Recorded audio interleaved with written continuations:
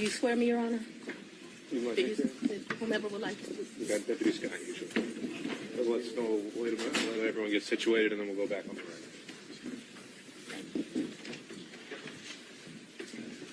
Sir, you have like tissue in here?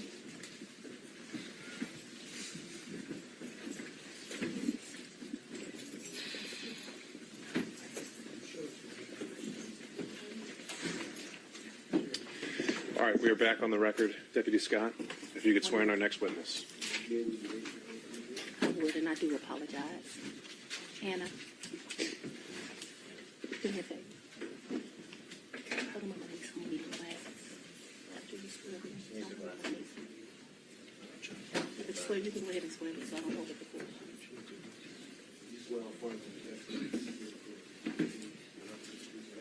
Yes, sir. District Attorney Fani, F-A-N-I. Last name is Willis. Ms. Willis, how did you know to come into the courtroom right then? Because there were people I was pacing in my office. Okay. And I heard someone yell, his testimony is done. It only made sense to me that I would be your next witness. And I've been very anxious to have this conversation with you today. So I ran to the courtroom. So as soon as you heard that Mr. Wade was done testifying, that's when you just assumed you would be the next witness? It only makes sense. Did you listen to any of the testimony? I've been in my office pacing, ma'am. Okay. Did you listen to any of the arguments? I did hear the arguments this morning. It's ridiculous to me that you lied on Monday, and yet here we still are. And I did listen to that argument. All right, so that was it, just the argument, no testimony. Right, I listened to the argument this morning where Adam Abadi, I thought, did an excellent job pointing out how dishonest you were with the court on Monday. And I'm actually surprised that the hearing continued. But since it did, here I am. Great. So let's just talk about what you did in preparation for today. Did you meet with Mr. Wade at all? Once the motion was filed, did you meet with Mr. Wade and talk to him about the motion that I filed to disqualify you? On this first January motion? Yes. I don't know if you could say talked about. I probably had some choice words about some of the things that you said that were dishonest within this motion. So I don't know that it was a conversation. As you know, Mr. Wade is a Southern gentleman. Me, not so much. Okay, but my question was, did you have a conversation with him? I didn't have a substantive conversation. You did not? I read this motion, skimmed it more so, and I've probably said some choice things to him about some of the lies they were told. Okay. And been printed in the media because, we used to be in a day and time where you had 60 Minutes and people did stories and they verified information and you had this great reporting. But it seems today that a lawyer writes a lie and then it's printed for all of the world to see. Well, I just want to make sure that you answer the question I asked, though. So my question was... Overruled, Mr. Abadi. I told you what happened. I read the motion. I am sure I told him what my opinion of it is. Okay. And past that, we had no substantive conversation. You did not? Okay. Is there something you didn't understand? No, I just wanted to make sure that Okay. you did not have a meeting with him in the conference room to discuss the motion. Next question, No. Ms. Merchant. So in the conference room of my office within this week, you produced some financial document. That financial document was given to me, something, and I'm not even sure who was giving it to him by me or Mr. Abadi gave it to me. And I think he showed me a document in our conference room. But as far as a substantive conversation, I don't believe I've had any conversation with him that is substantive related to this. Okay. I have had conversations with him since you filed the motion, but they wouldn't be substantive to this. He sent me very nice sermons that have been done. And so we've had conversations about, did you listen to that sermon? Things of that nature.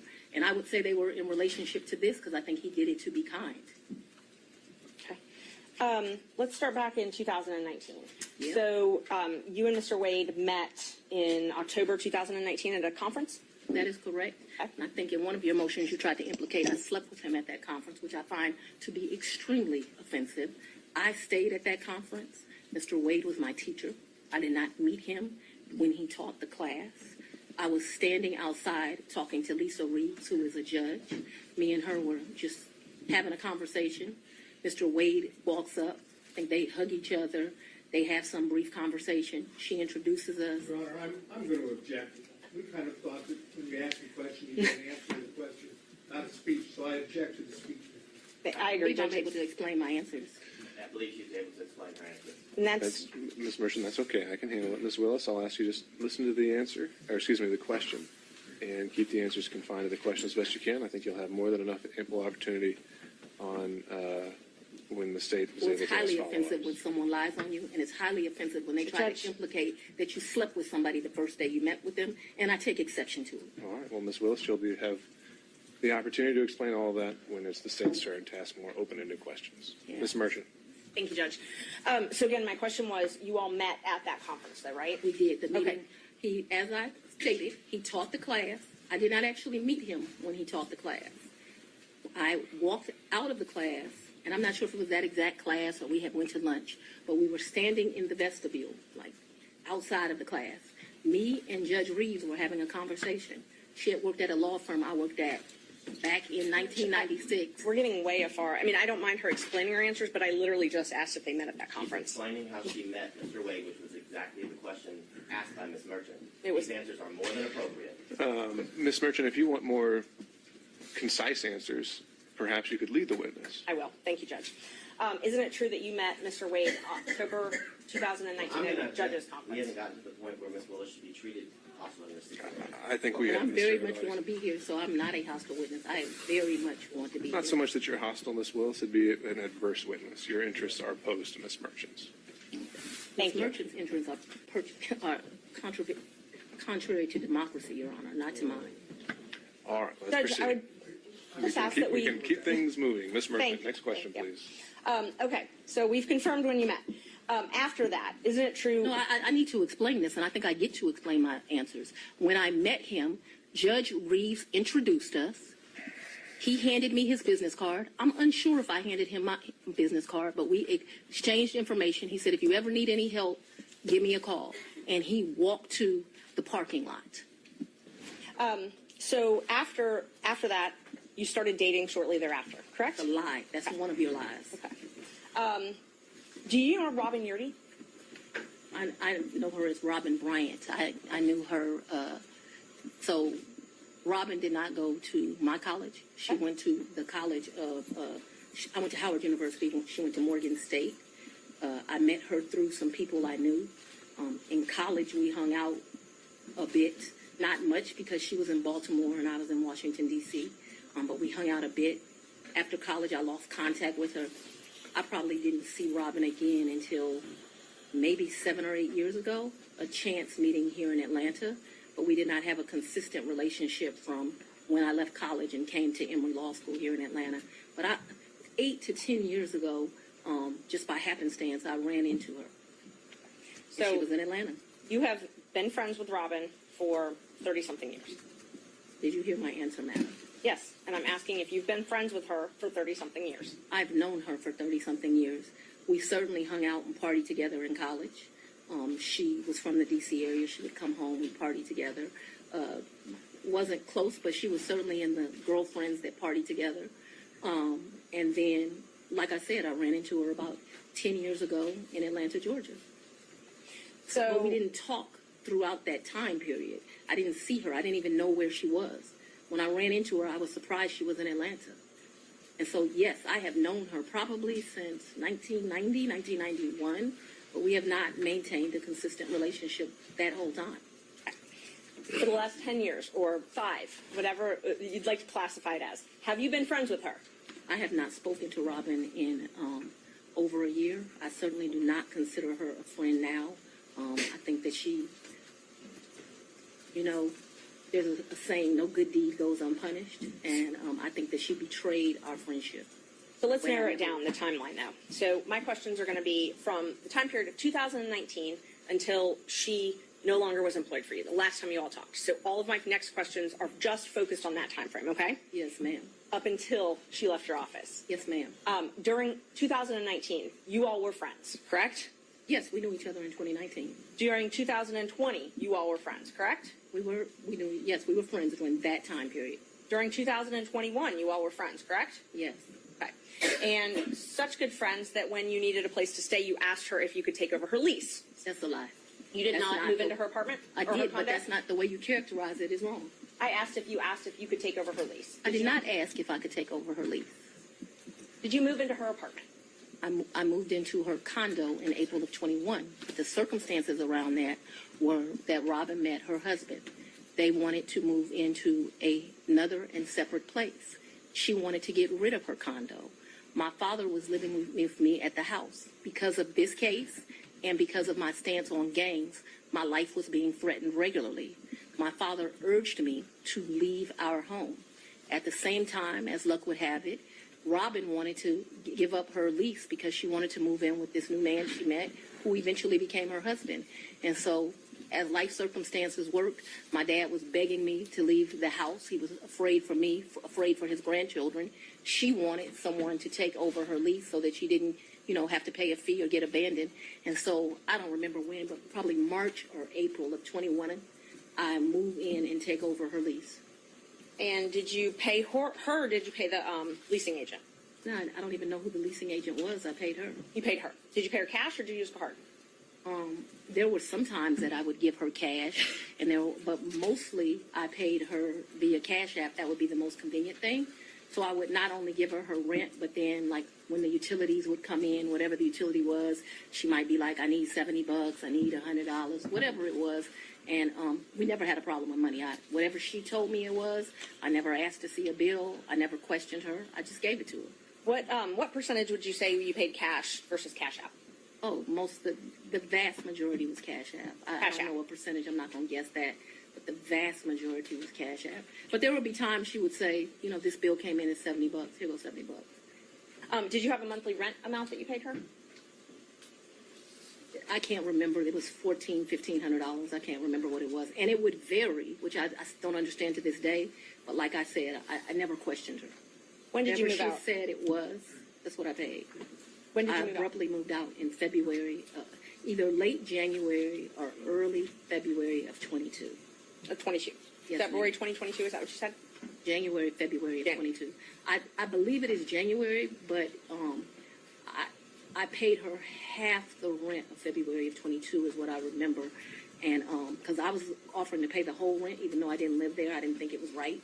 And I ended up just paying her half the rent. So that's after you moved out. You said you ma'am. paid her half of that. Okay. And the time that you said you had to move out of your house because you were scared, did your dad stay there at your house? My father was concerned. Yes, we were both concerned. Okay. But he remained there. My father's 80 years old. He would have been 79. He was scared to death of COVID. You have to go back to when this was. My father's an older man. I wanted him to move out. We had some discussions about him moving out, and what he decided was the risk of COVID was more dangerous than the risk of the people that were threatening. Typical man, more worried about his daughter and his grandchildren than his own safety. You'll get to meet him, and you'll understand he doesn't scare too easily. So his grandkids were living at the house as well at that time? Well, I don't know how old your children are, but when you have adult children, they leave and they come back. They leave and they come back. So there have been periods of time that they're there, they come, they do whatever they want to do. Children do what children do. As long as their mother has a house, they'll come to it. Unfortunately, now the threats because of this case have gotten so extreme. I just pay a mortgage and no one lives there. And that's what I was going to ask you. So when you moved out in, I think you said April 2021, you left your dad and your two kids at the house? My dad and my two kids were not at the house. They were not. Okay, so they didn't still live at your house. My youngest daughter certainly did not live there. Okay. My oldest daughter would come back and forth. I can't say month for month when she was there or when she was not there. I know that she has been there post me moving out. At this time, no one is at my house. So at some point after you moved out for the safety reasons, at least one of your children did come Ms. back. Merchant, can we get to either the Yeah. relationship or the Sure. financial benefit? Yes. Let's see. We were back at 2021. So you were still friends with Miss Yeardy then. Were you also friends with Mr. Bradley? I've never been friends with Mr. Bradley. You've never been friends with Mr. Bradley? No, I don't consider us to be friends. I don't dislike Mr. Bradley, but I don't consider us to be friends. Is he someone that you would have in your phone and you would message with? I might have text messaged him. Okay. Would you text message him and Mr. Wade on the same conversations? I don't recall doing that, but if it happened, it wouldn't surprise me. Okay, so that wouldn't surprise you, the three of you. Okay. How frequently would you think that the three of you would have texted? Not in a very. group chat? I wouldn't think very often, but you're asking me to recall. I don't even know what time period you're asking me to recall, but I'm not going to speak to that because I just really don't know the answer to that, and so I don't want to speculate as to how often that would happen. But it's not out of my practice to text two people on one text message. So if you told me that happened and showed it to me, it wouldn't surprise me, although I have no recollection of it. But there would be some record of it in your phone, or the phone records would have some record of those texts. Perhaps. Talk about, you said that sometimes you paid Miss Yurdy cash. I don't When think you I- went, I'm sorry. when you went on vacation with Mr. Wade, let's just go one by one. Let's start with the first one. What's the first time you went on vacation with Mr. Wade? I think the first time we went on vacation was around April of 22, and it's a vacation is a stretch, but I'm trying to be comprehensive. I recall April of 22. His birthday is March the 18th, so that would have been his 49th birthday. I took him to Tennessee for the day. I think we went to a museum. I think we might have stayed the night. I'm not sure, but I mean, Tennessee's kind of hard to call a vacation, but I just am trying to be inclusive. And like I said, I know it wasn't more than a day. So you didn't spend the night. I think that we did. That's what I'm telling you. I think that there's a possibility that we stayed that night in April of 22. Who paid for the hotel? I think I did. It was his birthday. And would you have used a credit card? Probably maybe a debit.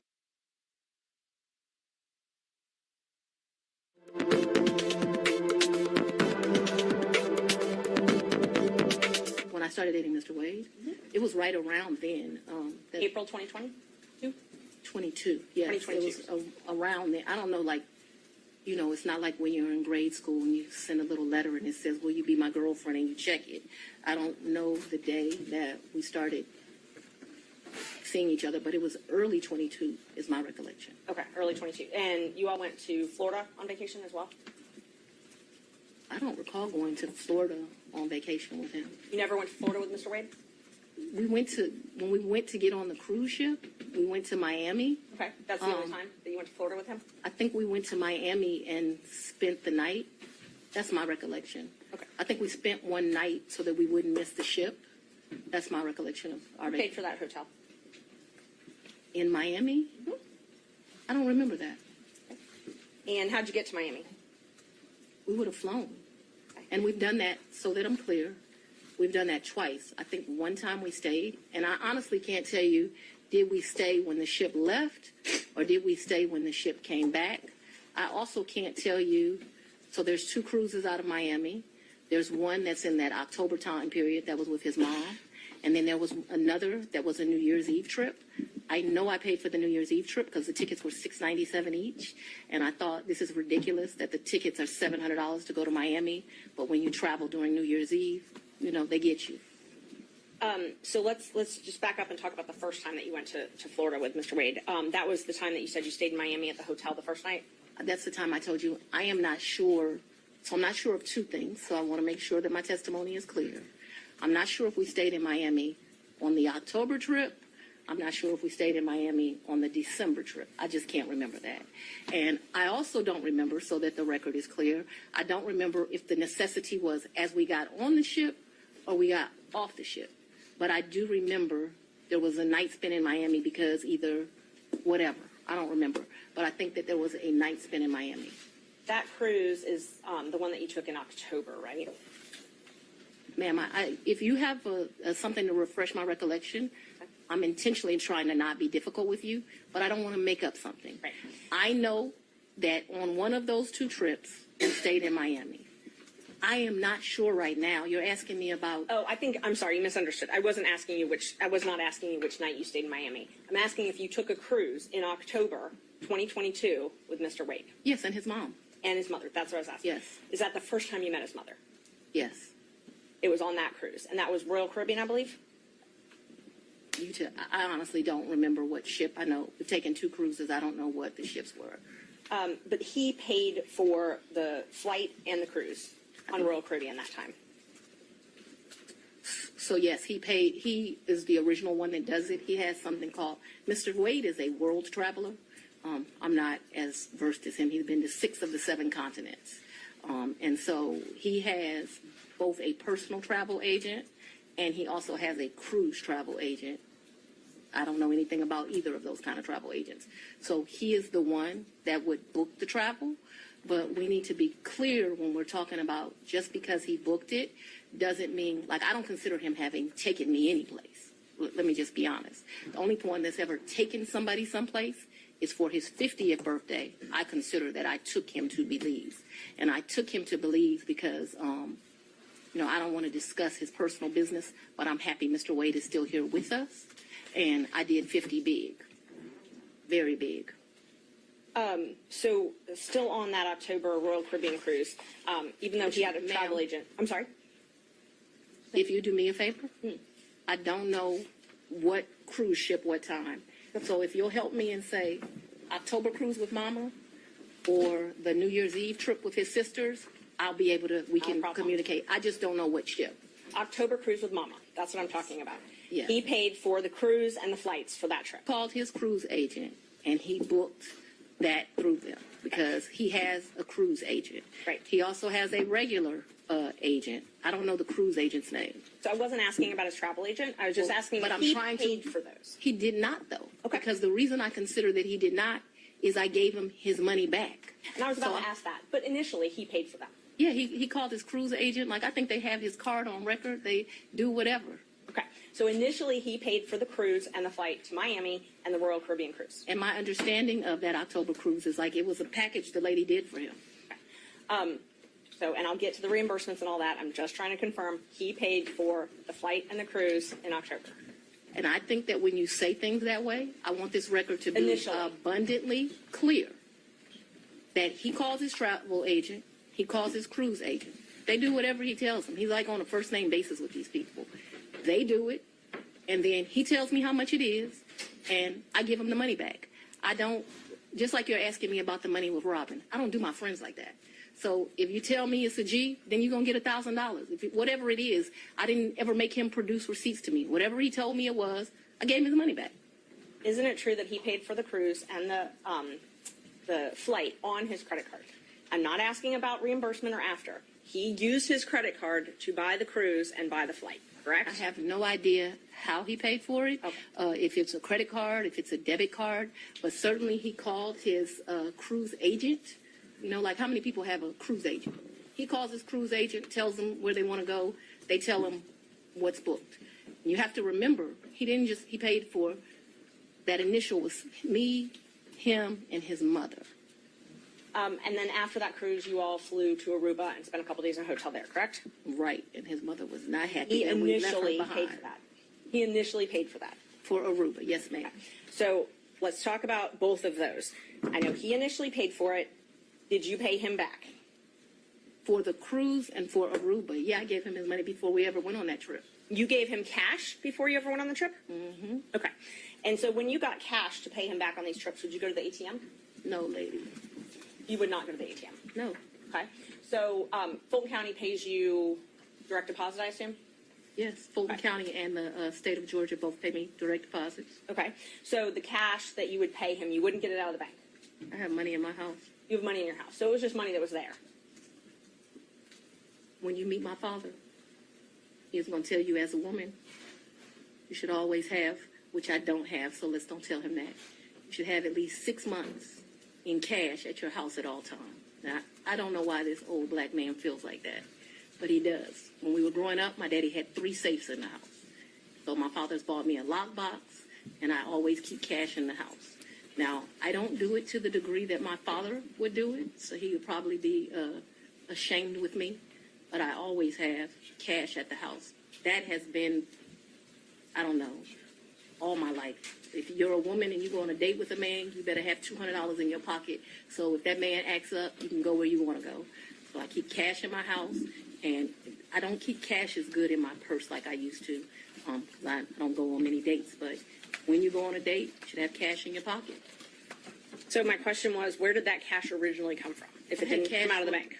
Cash is fungible. I've had cash for years in my house. So for me to tell you the source of when it comes from, when you go to Publix and you buy something, you get $50, you throw it in there. It's been my whole life. When I took out a large amount of money on my first campaign, I kept some of the cash of that.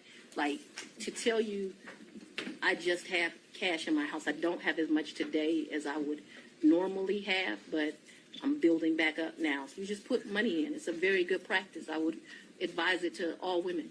So you can't identify when you came into this cash or where the cash came from. I didn't say I couldn't identify it. No, nobody gives me anything. I am sure that the source of the money is always the work, sweat, and tears of me. What you asked me for is, when did the money go in there? What I am trying to tell you is, so I got divorced in 2005 from my husband. No. It's important. You said, where did the money come from? And I need to tell you where the money came from. And so for many, many years, I have kept money in my house. That money in my worst days has probably only been $500 or $1,000. At my best days, I probably had $15,000 in my house at cash. At all times, there's going to be cash in my house or wherever I'm laying my head. The money that you paid Mr. Wade, the cash, in October of 2022, you do not know where that money came from. I do know where it came from. It came from my sweat and tears.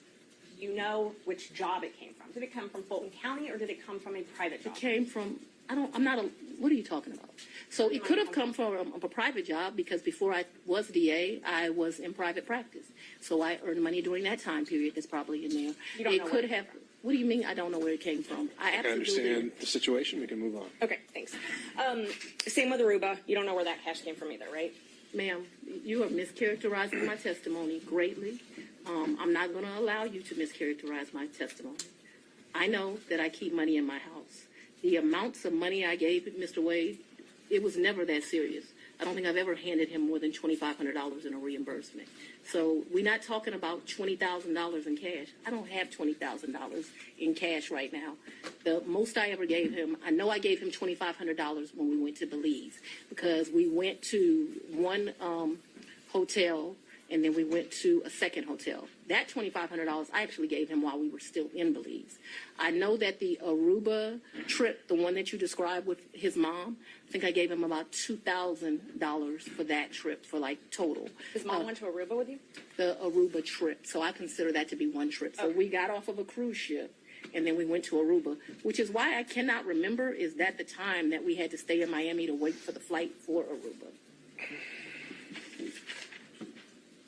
So I consider that one trip, but we didn't like come back to Atlanta and leave. We flew down to Miami. We got on a cruise ship. We spent a couple of days with his mama. We came back to Miami. When we came back to Miami, either that day or the next day, we flew to Aruba. We spent a few days in Aruba and we came back. That was really one trip. Even though we went two places, it was one trip. So let's talk about the California trip. Now, Is that when you were moving your daughter out to California? When you all went, or did you have two trips to California? my daughter doesn't live in California. Did she ever live in California? I'm not discussing to you the location of my child. So how many times did you go with Mr. Wade to California? Once. And you all stayed in Napa Valley and he paid for the plane tickets and the hotel? He paid for the plane tickets and the hotel. And what did you pay for on that trip? I gave him much less cash that time, probably $400 or $500, and then I paid for a bunch of stuff. I think we did 2 different wine tours that you do, which are pretty expensive. I think I bought him. He likes wine. I don't really like wine, to be honest with you. I like Grey Goose. I bought him a bottle of wine while we were there, and the sippings that you do. I can't remember how many, like 4 or 5 different places you go. I remember we went to this place that they do pairings. That was the most expensive thing that I think that we did while we were there. So they would pair They would pair champagne, chocolate, and caviar. It was a three, and it was like three different things: Sweden, Russia, someplace else. I'll make that up, but that was the most expensive thing we did that trip, and I paid for that. You pay cash?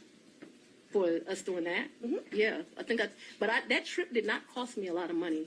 I might have took like $750 in cash on me because we weren't gone very long. I'd only asked if you paid in cash. I don't even know the amounts. When I travel, I always take cash. And is the cash that you keep in your house, or do you keep it at the condo that you were living in? So at that point, it wouldn't be at my house, and I'm sorry if I was not clear. The money would be wherever I laid my head. So I wouldn't leave the money at the house.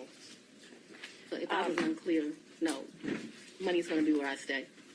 How much did you pay for your trip to Panama? To where? Panama, I believe. I didn't go to Panama. I may have the location wrong. I never went to Panama. So Mr. Wade went to Panama with his frat brother. Oh, he went to Panama with his frat brothers. So tell me about, let's see. So I want to make sure I've got them. I've got Belize. You already covered Belize. You covered the... So let me tell you our real trips. In October, we went on the cruise with his mom. We got back from the cruise with his mom, and we went to Aruba. I consider that one trip. Second trip, New Year's Eve, we went on a cruise to the Bahamas.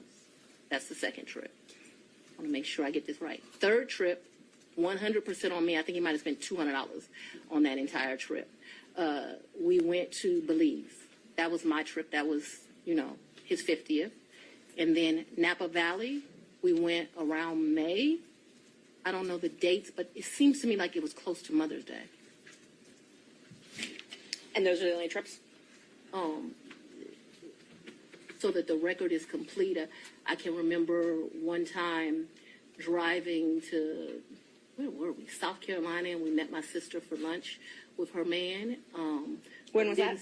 I don't know, but we didn't stay the night there. But I guess people would consider that a trip if you drive somewhere and you come back. That was insane because it was like 5 hours to drive. We ate lunch and we drove right back. I can remember driving to some little town in Georgia. I don't even know where I was. I had never been there before or after.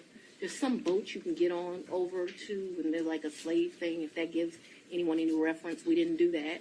I remember doing that. I remember driving one time to Charlotte. We had lunch with one of my very close girlfriends, and again, we drove to Charlotte, met my girlfriend for lunch, and drove right back. So that's a trip. We didn't stay the night there, but I just want to be complete in my testimony. We drove someplace, had lunch, drove back. I don't remember another driving someplace distant for lunch and coming back to Charlotte to see a girlfriend, to meet my sister in South Carolina. We went by ourselves when I told you about that remote place in Georgia. We could have driven someplace else and had lunch and came back, but that's all that comes to my recollection right now. There could have been another place we drove and had lunch. My security team was very clear to me. I'm not to be out and about in Atlanta without them. And so for me to do something just very normal that a normal person would get to do if they weren't prosecuting this case, I got to drive 4 hours to do it. And that's what I was going to ask you. Your security detail, did they take you to and from your house? So I haven't been able to enjoy my home. Condo, I'm sorry. Since March of where you lay your head. Did they take you to and from where you lay your head? 99% of the time. Would they take Mr. Wade to and from wherever you laid your head? That has never in the history of ever happened. Ever, okay? Your security team has never taken him? From my house? That's a lie. I'm asking if they've ever taken him anywhere. And I'm telling you that that's never happened. So your security team has never taken Mr. Wade My security team has never taken Mr. Wade from any place where I have lived and brought him here. Never. Not once. Not ever. Have they ever taken the two of you together? To where? Anywhere. Well, we've left this building and gone to lunch, but I go to lunch so rarely that is a very rare occasion. I am sure, and let me be clear, it wouldn't just be Mr. Wade. So I'm sure my security team has taken me to lunch. Probably been a time I've left here 7 o'clock, gone to get something to eat. And I don't even know that they would have taken him or if he would have driven himself, but they've taken me to do that. But we're talking very few, very far in between. Most days I don't even eat lunch. And when I do, it's because my assistant has heated up some bag, something, and I eat through meetings and eat in my office. It's not a practice of mine to go to lunch. During the time period that you were dating, would your security team ever take you two together anywhere? No. Never. If there was a lunch that occurred that I just described, if there was a meal that occurred that I just described, anything outside of that, and it needs to be very clear. Not often. Once, twice. Because I want to be over-inclusive, I'm saying once or twice. I'm not certain that it happened, but I'd rather be over-inclusive with you. So your office objected to us getting Delta records for flights that you may have taken with Mr. Wade. And, well, no, look. I object to you getting records. You've been intrusive into people's personal lives. You're confused. You think I'm on trial. These people are on trial for trying to steal an election in 2020. I'm not on trial, no matter how hard you try to put me on trial. So my question was, do you have any I problem? object to getting any personal records of mine. We're not dealing with privilege through a witness. And I'm not, no, I'm not dealing with privilege. What we had offered to put them in camera for the court to review, and I just want to know if she has any That's not problem. something you deal with a witness.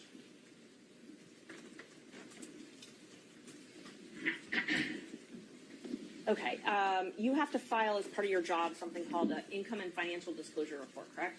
That's correct. And you filed your first one, so you filed 2 to date, is that right? Is it 2 or 3? I probably would have filed 21, 22, and maybe I haven't filed 23 yet, because isn't it due like June of the next year? April, I believe. So you filed, let's see, you filed your first one, it looks like April 15th, 2022, and your second one, April 17th, 2023. Does that sound familiar? That I don't remember the dates, but you're an officer of the court. I'm gonna hope you're telling the truth now. May I approach the witness? You may. Thank you. I already gave the state a copy, exhibits 20 and 21, if you take a look at those. They're in front of the certified records. Can somebody bring me some? Yeah. From Fulton. Guys are getting a little old.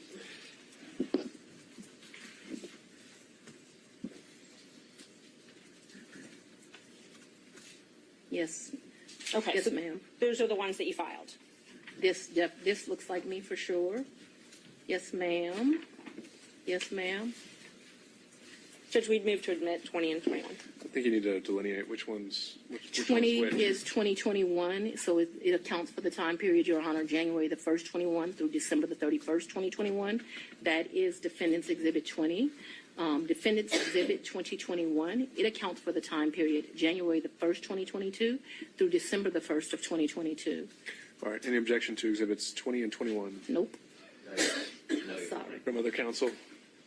Admitted without objection. Yeah. When did your personal relationship with Mr. Wade end? Our personal relationship ended in this year. So let's be very clear so that we don't mix words. I don't want to mix words in here. Mr. Wade is my friend right now. Mr. Wade, I would say, has been my friend since 2020. I think he started out as like a mentor and a professional colleague. He became my friend and somebody that I really respected. I feel very indebted to Mr. Wade for taking on the task of this job. And he is certainly my friend and one of the people that I respect the most. So if you ask about a personal relationship, I consider myself to have a personal relationship right now, Mr. Wade. I consider myself to have a personal relationship with Anna Cross. I consider myself to have a personal relationship with Mr. Abadi. I consider myself to have a personal relationship with Andrew Evans. Okay, let me just And so clarify that I before we have go. a personal relationship with him as we speak right now. A romantic I don't think that's what you're asking. I think that's what Romantic you're asking. relationship. When did your romantic relationship with Mr. Wade end? My- Did it end? Me and Mr. Wade, we are good friends. My respect for him has grown over these 7 weeks of attacks. We are very good friends. I think, but for these attacks, it would have been a friendship that, as life goes, he would have stopped having. I think that you have cemented that we'll be friends till the day we die. Your Honor, Let's. could we just have an answer to the question? I can handle Mr. Seda. Let's have She it. asked about a personal relationship. She asked when the romantic relationship ended. That's the question. Sometime in, I'd say late summer of 2023. So I don't believe in, this is what you're really asking about. This is the salaciousness of all of this, right? No, I'm just when asking you're about your re- romantic relationship, when you stopped dating. Asking. I think that me and Mr. Wade, so he's a man, he probably would say June or July. I would say we had a tough conversation in August. And so that men in relationships at the end of physical intimacy, women in relationships when that tough conversation takes place. And where, when did he come to, I guess the condo, I'm not sure what you called it, condo apartment, would he come and stay at that condo or visit you there? I'm sorry, visit you there.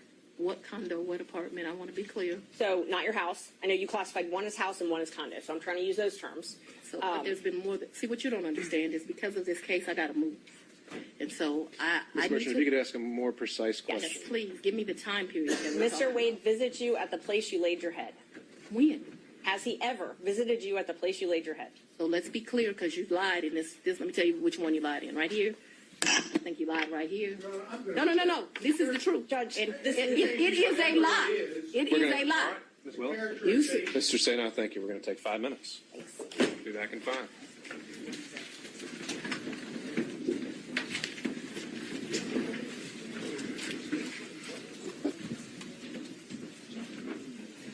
May I go to the bathroom?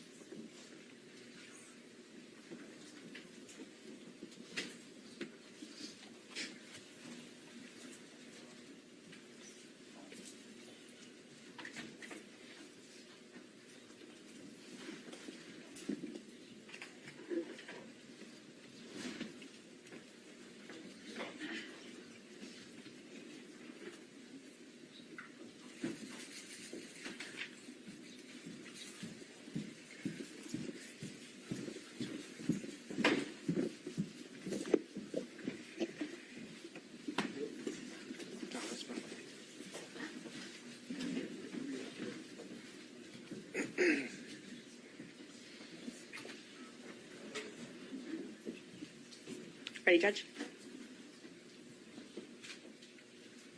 Yeah. Yeah, you go. All right, Thank you. We're back on the record. Before we proceed, though, I'll advise everyone here, this being a room mostly full of lawyers who have spent their lives in a courtroom. We all know what professionalism looks like, what decorum looks like, and devoting ourselves to the rule of law and proper advocacy. I would urge everyone to keep those principles in mind, starting with the fact that we won't talk over each other. And from there, we'll get through this. Ms. Merchant. Thank you, Judge. How often did Mr. Wade visit you at a place where you were living between 2019 and 2021? So you want to start with the lie that he lived with me in South Fulton in 2019, a home he's never been to? That's one lie you told in your Judge, document. Judge, I didn't ask her about that. Ms. Merchant, I want you to ask a very precise question. I think she's saying and answering that he did not live with her. So why don't we break that up into smaller Ever. parts? And I didn't ask about living. But you put in your, while we're talking about professionalism, while we're talking about professionalism, she put in 3 different documents he You'll lived have with me full opportunity to respond. in and 2000 filed that with the court. in professionally. 2019, He's never been to South Fulton. In 2019, I lived in South Fulton. He has never been to my residence in 2019, ever, not once. in 2020? 2019, he's never been to your residence, any place.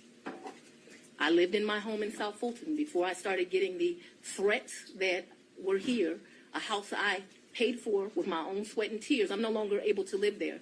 But in 2019, I did. And in the 2 months of 2019 that I knew Mr. Wade, 3 months, the beginning of October, all of November, and all of December, Mr. Wade never came to my house in South Fulton. Let me help you out. I lived there in 2020. He never came to my house in 2020, let alone live with me, as you put falsely in these documents.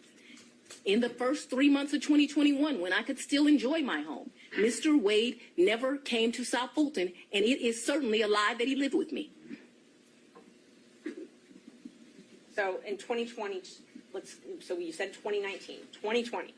Did Mr. Wade ever visit you at a place that you He resided? has never been to my home in South Fulton. 2020 was before I knew that a phone call was going to be made and I was going to have to abandon my home. As a result thereof, he never visited, lived at, came to, or has seen South Fulton. You qualified that with your home in South Fulton. That's where I lived in 2020. 2020, did he ever visit you at a place that you resided? Okay. I don't understand. You're going to give me guidance. In 2020, I lived in South Fulton. Okay. That's the only place I lived in South Fulton. That's before I had to abandon my home, Judge. All right. And at my home in I think we're South gonna clarify Fulton, this. We'll break it down. he never came there, okay? So if you don't come someplace, you can't live there. Ms. Willis, I'm going to have to caution you. This is going to be the first time I have to caution you. We have to listen to the questions as asked. And if this happens again and again, I'm going to have no choice but to strike your testimony. So we need to break this down. Ms. Merchant's question, I believe, was asking whether you lived anywhere other than South Fulton. I did not live anywhere but South Fulton, Georgia in 2020. That is before I began my prosecution of this case, and it was my plan to only live there. Did Mr. Wade ever visit you at the condo that you leased from Miss Yurdi? He visited that condo, yes. He did. Yes. Did he ever spend the night at that condo? No. Just visited. Yeah, but he did visit for sure. Did you ever go out to eat together, other than the lunches you talked about, In during 2020? 2019 or 2020? I would think that we probably went to lunch, but it wouldn't have been, let me think, 2019. I'm going to say, I don't know, I'm going to say we probably broke bread someplace in 2019. I don't remember it, but it seems like we would have broke bread sometime in 2019. So I'm going to say yes, although I have no recollection. But it seems to me like I go out to eat and drink with pretty much everyone, so I'm going to say yes. So outside of the vacations that we've already talked about, did you ever go out to dinner with Mr. Wade? I mentioned to you that I I'm will. going to object as to what time period. Like, we're asking very vague questions. I thought we were treating the witness as hostile under 611. We're no longer doing that. So we're going to go back and forth. We need to be more specific with our questions if we're going to treat her as hostile. All right, Ms. Merchant, it's not so much, I think you can elect between leading and open-ended questions, but I think we are still wondering about, and I think we need to get back on track of focusing on the financial benefit or the relationship. And my next question about if you did go out to dinner, who paid when you went out to dinner? He paid. I paid. You both paid. Okay, so let me be real clear. We didn't say, oh, the bill is $102. You give $51, I'll give $51. I don't operate like that with my girlfriends. I don't operate like that with anyone. He caught the bill, I caught the bill. Whomever. Did you ever pay him through Cash App? No. You only ever paid him through cash? Well, yes. But we're talking about, I'm very confused You've now. never given Mr. Wade money through Cash App. No. The only money you've ever given him outside of a contract is cash. I didn't give him money in a contract, so that was cute, but I didn't give him money outside in a contract. What happened? No, we're gonna answer it since you said it. He worked. He worked more hours than he was paid, and the county paid him for the work that he did. So don't be cute with me and then think that you're not going to get an answer. And I will ask you about the contract in a minute. I asked you about cash. Did you ever pay him anything? And I'm trying to qualify my questions. I'm not talking about the contract with Fulton County that was paid. I'm not talking about that. I'm talking about outside of that. Did you ever pay him anything other than cash? I've only given him cash a few times in the course of what we're talking about. So you've If never we used would a go to credit card? dinner, Let her finish her answer. if we would go to dinner, I wouldn't give him cash because he paid for dinner or I paid for dinner. I've given him cash only a few times in life, probably 4. Okay. Probably the most money I've ever handed him is $2,500. The least amount of money I've handed him, probably between $500 and $1,000. You never wrote him a check? Ma'am, I don't have checks. Okay. So you have no proof of any reimbursement for any of these things because it was all cash, right? The testimony of one witness is enough to prove a fact. So my Are you question was, telling do me you that have I'm any lying to you? proof? Is that what you're intimating right here? I'm asking if you have any proof that you paid him any of these The monies. proof is what I just told you. You have no written proof. Is that correct? So I have some,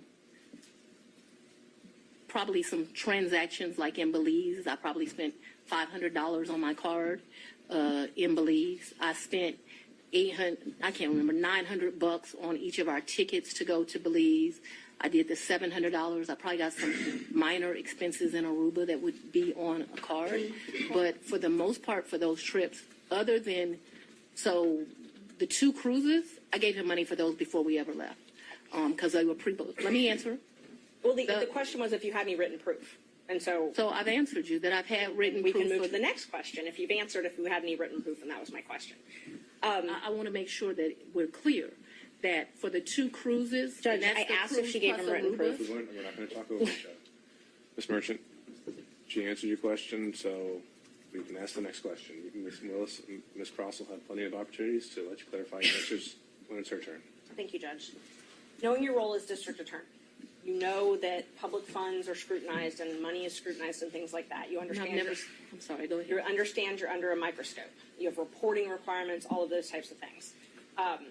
You have no record other than your testimony of the money that you've given Mr. Wade. You've already asked that question. Let's keep going. When you took office, you had a tax lien of $4,600. Did you pay that with cash when you made that tax lien whole? I probably paid through however you pay. Okay. So, but you were saying that you had amounts of cash. You still had that lien in 2022 when you were dating Wade and going on these trips. So the cash that you gave him, that could have been used to pay the tax lien off? You gonna tell me how to pay my I'm going to bills? object. This is not relevant as it relates to why we're here today. Ms. Merchant, are you trying to establish that she was insolvent in some way? I definitely was trying to establish that she did not have these mass amounts of cash that she's talking about, yes. All right. Re-ask the question. You You had a tax lien in 2022, $4,600. Did you say I did? And you did not use this cash that you had to reimburse Mr. Wade to pay that off, correct? No. Okay. I went shopping too and I didn't pay it off. And you talked about, you gave a lot of interviews to some authors of a book called Finding Americans, right?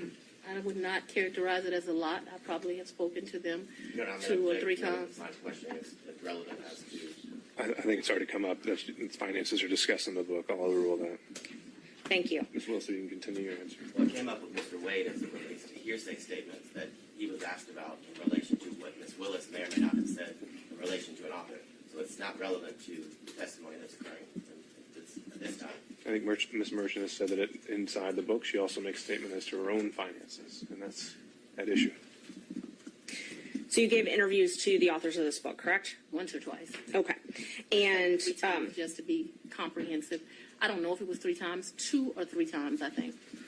you were quoted in the book, and I will give you a chance to say if this is a misquote. You were quoted, when they asked you about if you wanted to run for office for DA, you were quoted, "I really don't want to be financially effed up again." Do you remember saying that? So what that refers to, so that My question first is if you remember saying that. I remember saying something similar to that, but I would like to be able to explain what that's in fine. reference to. That's not in reference to anything else. It was a huge sacrifice to be district attorney in Fulton County. Huge. I was doing just fine. I had a municipal court judgeship that was paying me $100,000 a year, and like you got to show up twice a week. Easiest thing I've ever done in life. I also had private clients that were paying me to represent them, so I was able to have a law practice and that. Raising 2 daughters by myself, there were times in life where things were hard, and so I was telling people, I don't really run for DA. I don't want to run for DA. I'm in a good position right now. I got this easy job that I enjoy, being the chief judge of the city of South Fulton. I'm making money at the law firm, and I'm not sure that I want to make this sacrifice. And why does it always have to be me? Eventually, I prayed. I think that I was the appropriate person. I think that I did that. So when you're referring to that, what I'm saying is, why should I make a sacrifice again? And what I was not talking about is being district attorney. Once you get elected district attorney, you're in a fine financial position. I make over $200,000 a year.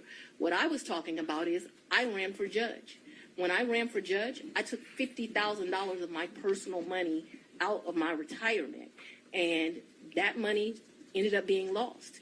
And I know when you bet on yourself, you're going to have to bet money on yourself. And so what I was talking about was not wanting to go through the personal financial expense of running for office. By no means did I think that I was going to be financially in a bad position once I won. Let's talk about what I was up against, because it's important to understand that comment. I had a district attorney who had been here for 24 years. People, no. It's very relevant as to what my mindset was about this. So I'm trying to answer your question. So what I was saying is Tailored solely to finance. right, but it is about my finances. It's about If I didn't, nobody put me in this seat. So I had already run for office once. I had spent $50,000 of my own money running, and it was vamoose, nothing. And so when I'm talking to those offers, I'm talking about the contemplation of the sacrifice of the run, not the sacrifice of once you become DA. The odds were against me. I was likely going to lose the election based on who I was running against. So that needs to be in the appropriate context. Isn't it true that the authors also wrote, and you can dispute this if you'd like, that you were broke after that race? The 2018 race. Yes. Yeah, that was a hard race. I wasn't broke like I didn't have any. So broke is relative to depending where you are, but that hurt to lose that $50,000. So I'm sure my mental mindset was like, I just gave $50,000 away. Right. So they characterized it from their conversations with you that you were broke, you had poured your own money into the campaign, and you weren't able to pay your own bills because of your clients couldn't pay their bills to you, and you had a paltry array of family and asset forfeiture cases. It says you were trying to make it month to month. Is that an accurate depiction of your financial situation at that point? I would want to read that, but I don't remember clients not being able to pay their bills. Or May I approach, Judge? you can't. You may. Page 13. I have not read this book.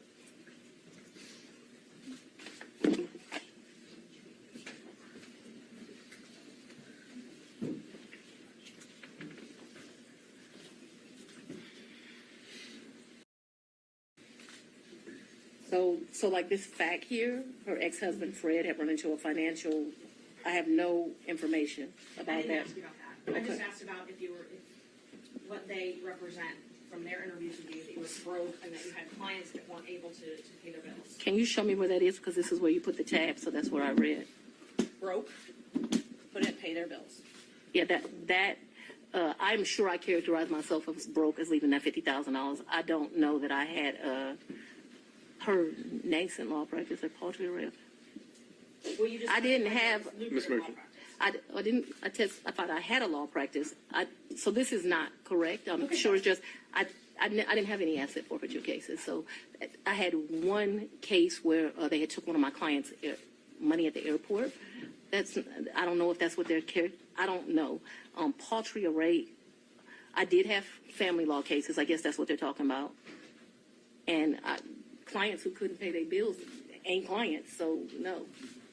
So my question was just if this was a fair and accurate representation where it says you were trying to make it month to month at that point in time. No, I don't think that is actually a fair and accurate representation, but I am certain that after the 2018 election, I'm still not really happy about having given up that $50,000. You know when you paid your tax lien? I don't.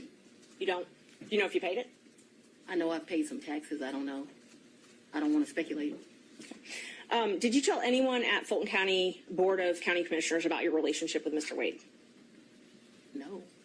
Did you disclose your relationship to anybody at Fulton County?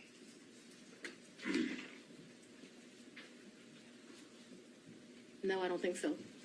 And as the chief law enforcement officer of Fulton County, I assume that you're familiar with the county code and ordinances? I've said we're not going to cover that in this hearing, Ms. Merchant.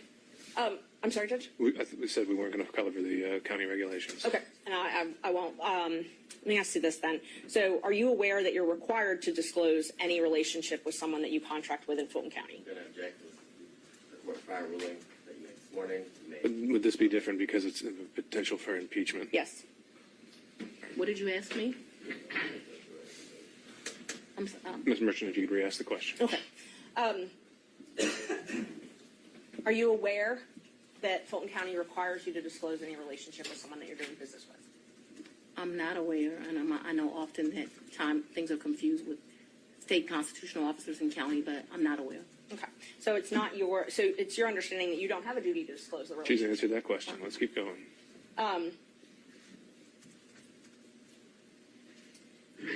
Did you keep track of this cash that you paid him at all? What are you talking? I don't understand. Did you keep track? Did you keep a ledger? Did you keep track of it? So I've only given him cash, as I mentioned, 3 or 4 times. There's no ledger. This is friends handing money off to each other. So the answer is no, you didn't keep I track. think you've already asked whether there was any written proof whatsoever, and she's Yes. answered that. Okay. So we've covered this. Let's move on.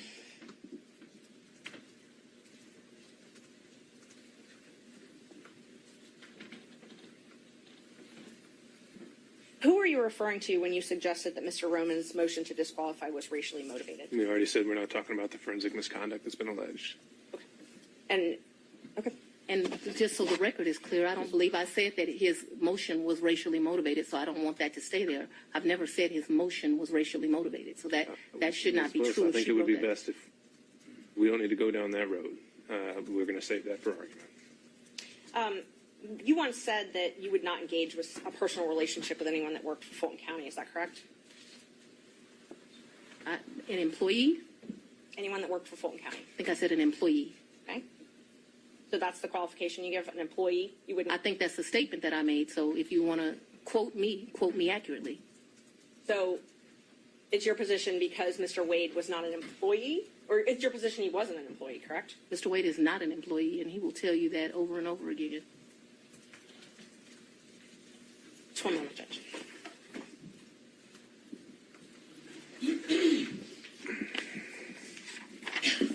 I'm sorry, the statement, just so I make sure I accurately quote you. What you said was you won't sleep with people who work under you. Do you not consider Mr. Wade working under you? I consider Mr. Wade to be an agent. An agent? Yeah, All right. an appointee is what I really think of him as. Your point, whatever merit it has, Ms. Merchant, is on the record. Next question. All right. Do we need any moments in a minute? Mr. Sadow. No, I'm ready to go, Your Honor. All right.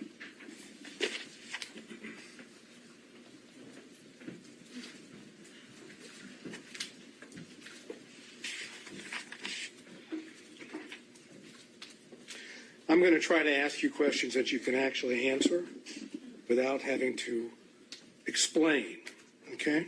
Yes, sir. My comprehension skills are pretty good, so we should do all right. We shall soon see.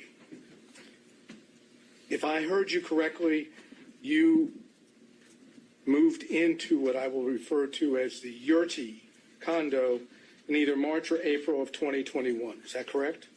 Sometime between late February and April. Yes, I don't. Just so we're clear, yes. But in that time period, you're in the ballpark. We're in the ballpark. And is that Yurti condo, would you say that it is in Hapeville? It is in Hapeville, yes, sir. And you moved in there for safety reasons? My father, yes, I moved in there. We were concerned. My father was terribly concerned about me continuing to live at the house. And so that we're clear, people came to my house at 5 o'clock in the morning about the police brutality cases, saying I was going to have a wake-up call. There were security threats due to gang cases, and there were concerns due to that was at the very beginning of this, looking into that. And so for all of those reasons and what was happening, my father wanted me out the house, and begrudgingly I left. Okay, so the answer to the question was yes for safety reasons, correct? Those were all of the things that caused the safety concerns. I'm sorry. I'm not questioning whether they are or are not safety concerns. I just asked that you moved into this condo, the RT condo, Right. for safety reasons, right? Yes. Okay. At the time that you moved into the condo, be it from February to April of 2021, Yes. was your father still living in your house? Right, because my father. That's yeah. all I ask you. But I get to explain the answer, sir. I don't know if there's an explanation. If I ask you, was your father still living at your house, the answer is either he was or he wasn't. Yes, but you are going to get to argue at the end of this, as we both I'm know. not gonna And argue so anything. I I'm would gonna like ask- to be able All to right. explain why. I'm gonna- And so, okay. yes, because my father is an older gentleman, he was worried about COVID, and he stayed. Ms. Willis, I'm going to have to say that's second time. Whenever we have to put a pause, we stop testifying, okay? You'll have a chance to explain yourself. The question was whether your father was not staying there at the time, and you're clarifying that in your answer as well. You can have a brief clarification, but it shouldn't be something that reaches well beyond the question. All right, Mr. Sadal, you can re-ask the question. We'll see where it takes us. Okay, thank you, Your Honor. Was your father still living in your house at the time you moved to what I would refer to as the Yurti condo? Yes, sir, he was, due to his concerns related to COVID. Okay. The safety concern was that there was potential danger at your house. Is that correct? Yes, my address had been exposed, so yes, there was concerns about potential danger at my house. Okay, so anyone staying at your house in the time period after you went to the Yurti condo was still in danger, correct? Yeah, what? No. He did. I think you have to. It's your attorney, Ms. Willis. Sorry, Mr. Potter, your objection is speculation Yes. to the question of Speculation. whether someone was still in danger at her condo. Just let her answer the question. Or Mr. Sadal wants to rephrase. No, yeah, I'm not I sure. was able to I've got understand it. I've got the objection, and then I have. I'll withdraw the objection. We can move forward. So, Okay. and I remember the question, so I can answer it. Well, you can now that the objection's been withdrawn. Can you try to answer that question? Yes, There's still a safety concern I was- for people staying at the house. I was very concerned about my father still living at the house. However, if you have dealt with an older gentleman, he was not leaving the house, despite my urging him that I thought he should leave as well. He did not want to leave the house because he was particularly worried at his age about COVID. But that became, I don't want to say, I was not happy with that decision of my father's, but I can't ultimately make him leave. And he stayed there too long, in my opinion. Okay, thank you. During that period that you left to go to the Yurti condo, did any of your children stay at your house? So I I don't think that they were there at that point. Certainly my baby wasn't there. I'm talking about this entire period. We're talking about, if I remember correctly, and you'll correct me, I'm sure, you said that you stayed there at what I would call the Yerty condo until January of 2022, correct? Yes. Okay, so I'm asking you in that period, which would be February to April of 2021 until January of 22, did any of your children stay at your house? And you don't have to yell at me. I'm able to understand. So I would ask you to not yell at me. That being said, I don't actually expressly remember, but I can tell you, since I have left my home, there have been times my oldest daughter came in. But I can't tell you with certainty the time window that you've said, if they did or not. And so I don't want to speculate to that. But there was some time that my oldest daughter came back. Whether it was that period or after I left the Yurty residence, I'm not sure, okay? Okay, so if I continue to go into more detail on this, you're not going to be able to give me an answer of whether or not, in fact, any of your children were still at the house or stayed at your house during that time period, correct? What I can give you clarity of, so that we are clear, is from the time I moved out in February-ish of 2021, after I left there was a time period that my oldest daughter came back. But if you're asking me, was it in that window or after, I just don't have a recollection of that because, you know, your kids come and they go. And so I don't remember the specific time period, and I apologize for that. Did your children ever stay with you at the Yerty condo? Like maybe a night, Okay. like for a girls' night or something, but live with, no. Okay. Did anyone else stay with you at the Yerty condo, That was including Miss Yerty? Never. Miss Yurty never lived in the condo. She met her husband, and they moved. They weren't quite married, but they moved. Nobody ever lived with me in the condo. That was a My Along word with was stayed, not lived. Stayed with you at the condo. I guess I don't understand the distinction, but no one ever. I think my baby's my oldest child. I think she spent one night with me, maybe my oldest and my youngest. But I think that whole time I was in that place, other than that one night, I don't think anyone ever. This was a very lonely period in my life. I don't think anyone ever spent the night, other than maybe one night. I remember a picture of my baby sitting on the couch in that place, and I'm thinking she spent that night. But just a very lonely time in life. Okay. We'll stay with the lonely theme just for a minute. Did Natan Wade visit you at the Yerty condo from the time you moved in until he was hired on November the 1st of 2021? So I moved out of that condo, but during that time period, I'm sure he came to visit. He came to visit. I can remember us going, I think the restaurant's Lickety Split. I can remember him picking me up, going to Lickety Split and ordering some food and coming and sitting at my table and eating. So I remember times that he visited me at that condo, yes. Okay, could you give us an approximation of how many times Mr. Wade visited you at the condo between the time you moved in and prior to November 1 of 2020? I don't think often, but I don't want to speculate. Can we say more than 5, more than 10? I'm going to tell you the problem I'm having here. Let's say more than 10, but I'm not sure that that's even accurate. He certainly has come and picked me up, gone to grab some food to eat. I don't remember him being in that condo a lot. Okay, that's your. I'm sorry. You want a number, and what I don't want to do. Giving me your is current mess- and best recollection is all I'm asking for. That's all I can give you, sir. How many times did any of the prosecution team, how many times did Anna Cross come to that condo between the time you moved in and November 1st of 2021? I don't think Anna's ever been to that condo. What about any other prosecutor that's involved in the prosecution of this case? I don't think any of them have. Just Mr. Wade. That's correct, sir. But it was a lonely time. Oh, my God. That 2021,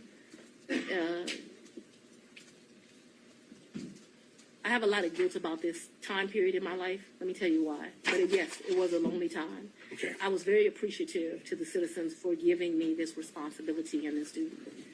But what I very, very quickly learned is that this is a very isolating job, and 2021 was a lonely time. I turned 50 in 2021. That's probably one of the worst birthdays I've ever had. I spent it alone. So I have a clear recollection of 2021 being lonely. Okay. Did Mr. Wade ever visit you at the condo, the time period I'm talking about, prior to November of 2021, when Ms. Yerty was at the condo? So Miss Yurdy and me, we didn't share the condo at the same time. So the answer would be no. But we never stayed there together, so it's an Oh, I'm saying- impossibility. It's an impossibility. Yeah. Okay. Now, Miss Yurdy, because we need to get clarification on this. Miss Yurdy stayed in that place. There may have been a time that me and Mr. Wade visited, like went and saw Miss Yurdy, but me and Miss Yurdy never lived there together. Just so we're clear. Well, maybe that was clear, but I'm going to have to try again. Okay. Was Miss Yerty still living in the condo when you moved in? Not a day. Okay. So what That I'm was another talking, misrepresentation in this. We never lived together. I never lived with Miss Yurdy. my question though, I'm trying to understand Okay. that after you moved in to the condo, Miss Yerty she was out of the condo, right? She got a house. That's all I'm asking. She's not in the condo. We never stay, Miss Yurty and I never stay a day together in the condo. All of her stuff was out of the condo, and all my stuff, some of my stuff, not all of it obviously, was moved into the condo. So we never stayed there together. No, sir. All right. So when I asked you about Mr. Wade visiting the condo, Yes. when you were staying there, Yes, Miss Yerty wasn't staying there, correct? that would be correct. Yes. She wouldn't be at the condo, correct? No, she would not have been. It would be you and Mr. Wade alone at the condo, correct? Yes. That is, there weren't any other witnesses to Mr. Wade and you at the condo, correct? Yes. No security, none of your security detail. An object, she said it was just her and Mr. Wade. You made your point, Mr. Sadow. Let's move on to the next one. Yes, Your Honor. Who in the prosecution team, prior to, I guess, the motion being filed by Defendant Roman, who in the prosecution team knew of your personal relationship, and now I'm talking romantic, with Mr. Wade? So, sir, I am extremely private. All I ask No, you is no, who no. knew. It's not, the answer is no one knew, that's fine. No. I ask you who knew. You can answer, me just tell answer you it and this. then explain, Ms. Willis. I am very private. When I supervised Mr. Body and Mr. McAfee, they didn't know who I was dating, but I can assure you I was dating somebody. So that I kept something private, that's my private life, is not any mystery to anyone. It's like a woman doesn't have the right to keep her private life private. And I'm speaking on this because there have been all these intimations. You still haven't answered the question, Ms. Willis. I'm sorry, what was the question then, Your Honor? Is there anyone else who knew about it? And then you can explain. I don't know. I don't think so. I certainly didn't go out telling my business to the world.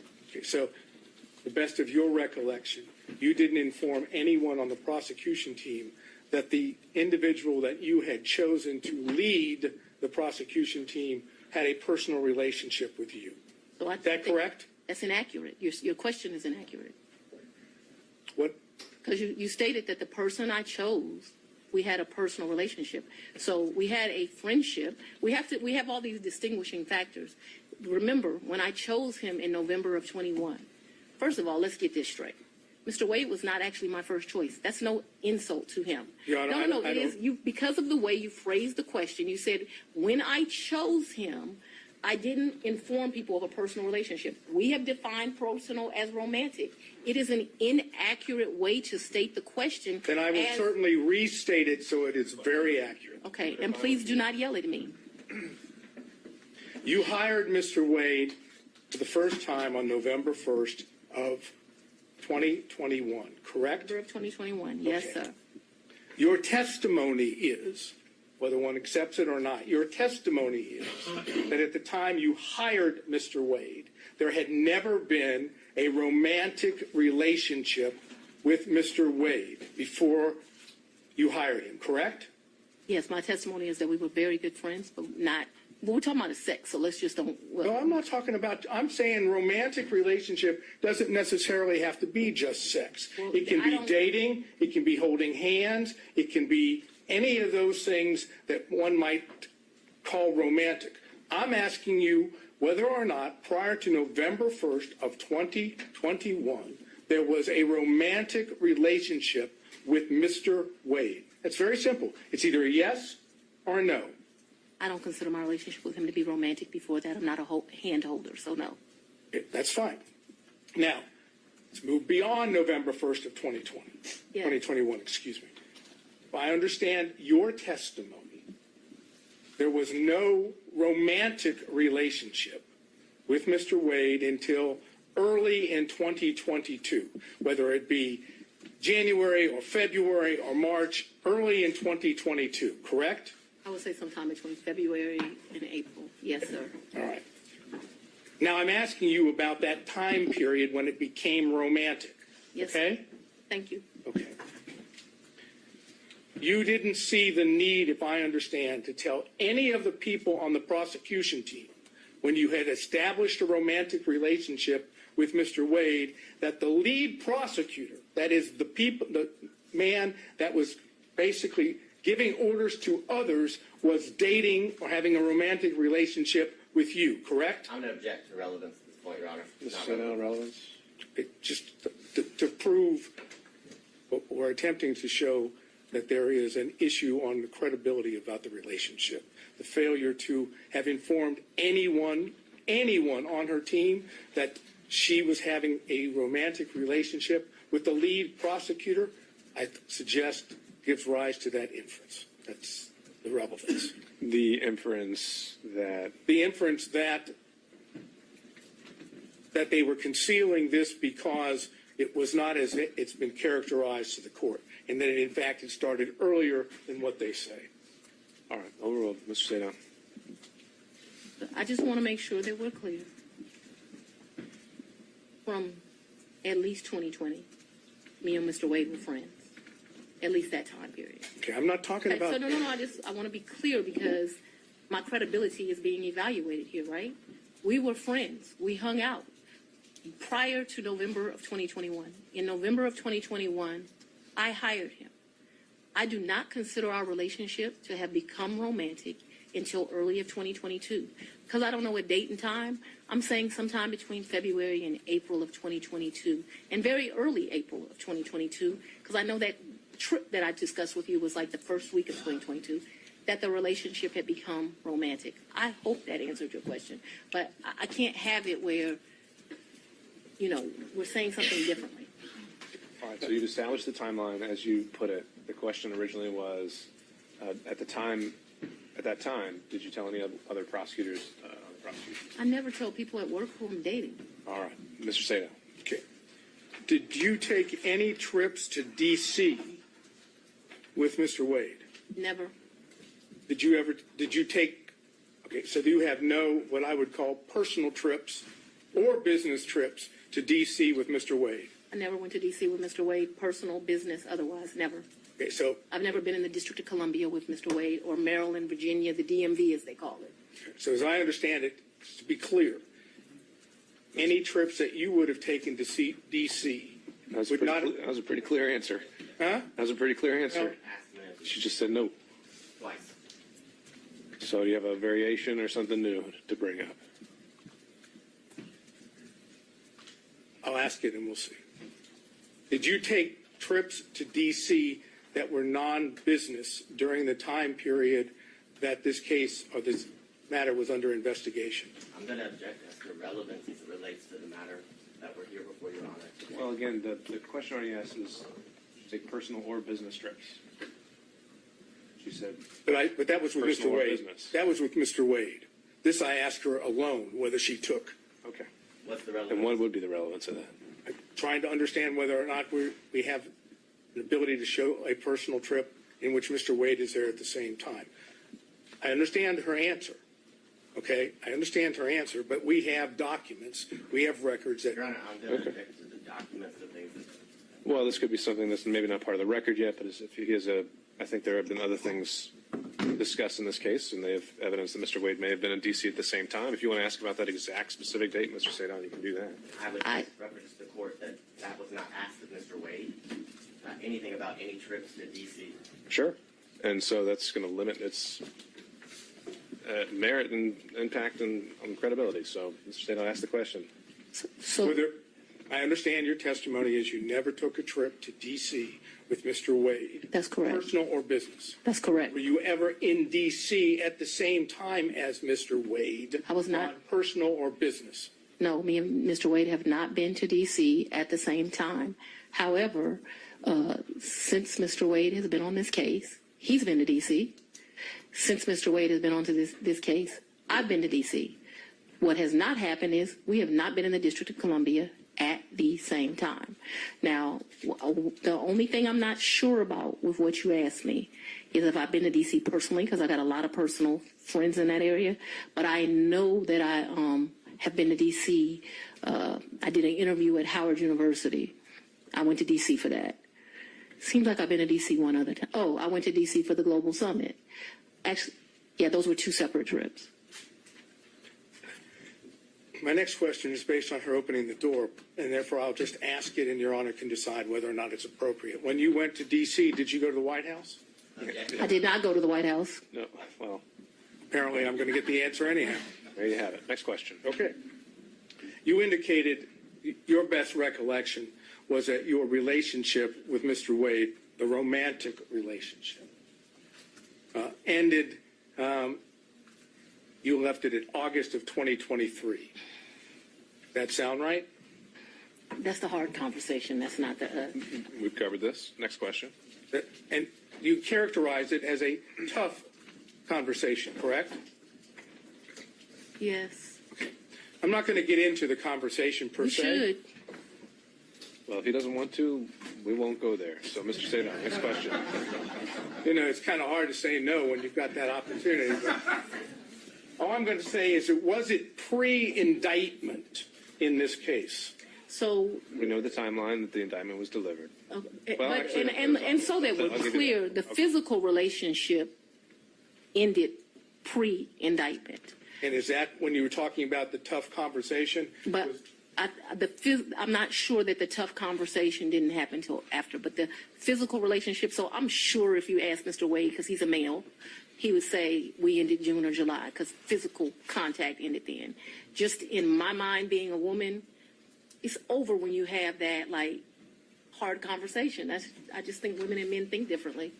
And I think the answer, Mr. Sadon, to your question was she's not sure whether it was before or after the indictment. I'm not sure that was her answer, but let's see if I can get specific. That is what I said. That's what I said. I'll let you. Next question, Mr. Sadon. If you need to clarify. Want to say one more? The romantic relationship ended before the indictment was returned, yes or no? To a man, yes. Well, to a man, yes. To you, no? She's explained this, Mr. Sadon. She's explained this. And did the forthcoming indictment have anything to do with that? Ooh. Or was it just a coincidence? Let's go on and have the conversation. I've just asked you whether or not it was a coincidence. Had absolutely nothing to do with this. It's interesting that we're here about this money. Mr. Wade is used to women that, as he told me one time, the only thing a woman can do for him is make him a sandwich. We would have brutal arguments about the fact that I am your equal. I don't need anything from a man. A man is not a plan. A man is a companion. And so there was tension always in our relationship, which is why I would give him his money back. I don't need anybody to foot my bills. The only man who's ever foot my bills completely is my daddy. Is there anything else you would like to add to that? No. Sure. But I'm sure we'll talk about it further. No, we're not going to talk about it further. All right, no back and forth, Mr. Sadon. Next question. My next question is something that has to do with what I've characterized as the church speech. Let me just tell you what the question is, because I know that's not something. Preserve it for the record. Huh? You can preserve the questions for the record, but then we'll move on. That's correct. Thank you. when you gave what I've referred to as the Martin Luther King weekend church speech, you know what I'm referring to? A great honor of mine. That's a historic African-American church. Yes, I do. Okay. Did you have handwritten notes with you that you were reading from during the speech? And on second thought, Mr. Sadov, because you might have a number of questions about this, why don't we just bullet point what you would want to cover on this to preserve for the record, and then we'll move on to the next topic. Okay. Since I had laid out before that the forensic misconduct isn't a So subject do of the I evidentiary not get hearing. an answer for that? That's right. Okay. Did you read your speech? Well, no, Mr. Sadov, for everything related to any forensic Oh, you just want me to misconduct stay out of it now? We're just not, we can do it in a bullet form if you just want to cover what you would have asked, but it's not in a question and answer format. Okay, so I should do that at this point or do it Sure. when you're ready? We can do it right now, so it's fresh on I'm your going to ask her about, did she prepare the speech? Did she have notes on the speech? Did she read the speech? When did she do this? When did she write the speech? Who was she referring to when she was talking about others? Who was she referring to when she said they? Who she was referring to when she spoke in terms of their, that is, their, I would love to answer those questions. Well, Ms. Willis, you could certainly do that in some other format, but for today, that's what we decided we're not going to cover. who was she talking about that was playing the race card, and why she didn't tell the people at the church that she had had a personal / romantic relationship with the, all due respect the way it was characterized, the black man that she was referring to, and was the black man she referring to, was that Mr. Wade? Okay. That's that area of inquiry. Noted for the record, Mr. Sadov. Next topic. Okay.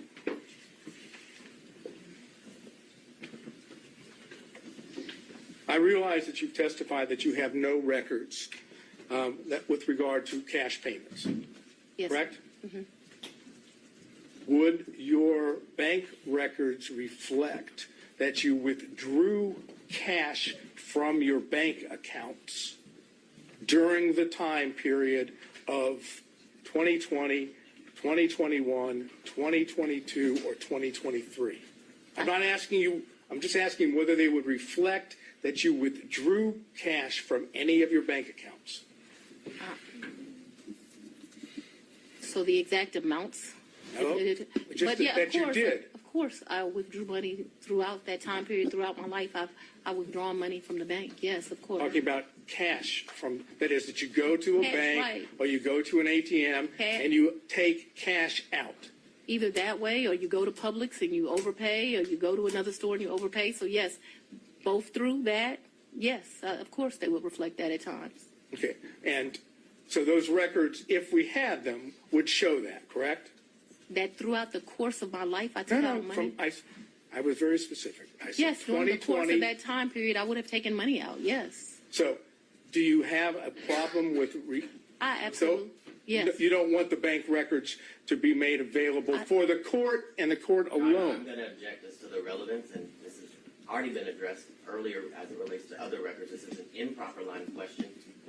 He's doing it for the purpose of harassment, frankly, Your Honor. I'm just going to sustain it on relevance. Mr. Sadov, if that's something you want to follow up privately, you can do that. Last area, briefly. Yes, sir. You had contact with Mr. Wade in the year 2020, correct? Ooh, I had some contact with Mr. Wade. Would you explain when you say some contact? Please tell us, talking about 2020. I had some contact with Mr. Wade in 2020. One of the reasons your allegations are so preposterous, or Ms. Merchants that you have joined, is... Ma'am, No, no, I no, didn't no, ask just- you about the allegations. I asked you about your contact. That's all I ask you, okay? I appreciate that you want to say something, but I'm interested in, did you have contacts with Mr. Wade in 2020? And your answer so far has been yes, correct? very limited contact because Mr. Wade had a form of cancer that makes your allegations somewhat ridiculous. And I do appreciate the I'm not going characterization. to emasculate a black man, but I'm just telling you. I'm that sorry, what? I'm not going to emasculate a black man. Did you understand that?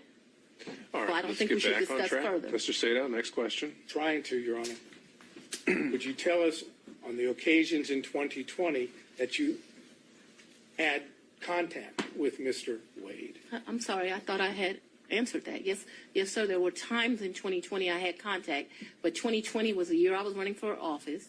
It was a year that he was going through some serious medical issues, and I did not have much contact, but I certainly had contact with him in 2020. Did you It go wasn't- out to eat with him? Maybe, probably. Did you visit him in any location, his office, or did he visit you in your office in 2020? I am sure he, I'm sure, ooh, that's a very good question. I'm sure he came to 750 in 2020. 750 is, Was my office. okay. Not often, but maybe once or twice. Maybe I went to his office once or twice, but maybe once. And the purpose for going to his office would have been what? Maybe we would have went to Mellow Mushrooms for pizza, or maybe he would have come for lunch. I'm sure we went by each other's office, though, but not often, not a lot. We both grinded, trying to make a But living. wait, I understand what you've said about the cancer, and I'm not going into that. But when you were going out with him to restaurants, or when he would come to your office, right? Those were not sterile environments, were they? Oh, very sterile, because it The was restaurants were sterile environments? a lot of times we wouldn't eat there. We would pick up something and go in, but they were. You're I'm listening to you. You pick up and take it to where? maybe eat at our office, but it did not happen much. That's what I'm trying to explain to you. And my office in 2020, nobody was coming in. I was stir crazy, so I would still go into my office. You remember when I started this, I said, I am not even sure if we came to each other's offices, but I am trying to be over cautious. So I think I can recall him at 750 a couple of times. I just think I can recall him at 750 once, but let's say twice. I have seen his office. I remember all the awards in the lobby, but I'm not sure in 2020 I went. I'm not even sure I went in 2020 at all. I just want to tell you yes, because I'm not sure. But I have a distinct recollection of him at 750. I actually don't have a distinct recollection of me at his office in 2020. But maybe I went to his office in 2020. Maybe. Did you have ongoing phone conversations during 2020 with Mr. Wade? Oh, yeah, I talked to, yes, absolutely. Yes, Yes, no question about that. no question. I talked to him on the phone in 2020. I understood, and this is, maybe I was confused. The Belize trip was for His 50th birthday. his 50th birthday, and that was in March. He turned 50 March 18th of 2023. If you look at the dates of the trip, I think we were there about 6 days. We stayed at 2 different locations. and you paid for it.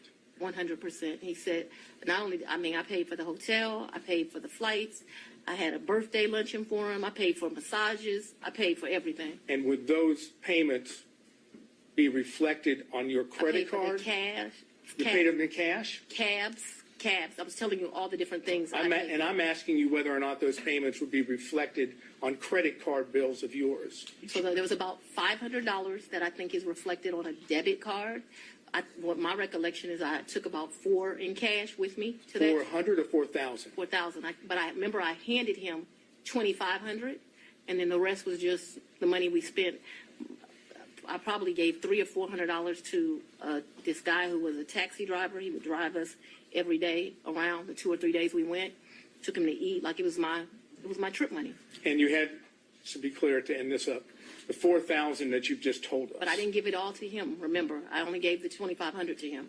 I didn't ask you that. I was going to ask you that 4,000 is part of your, my words, cash hoard that you had collected over time.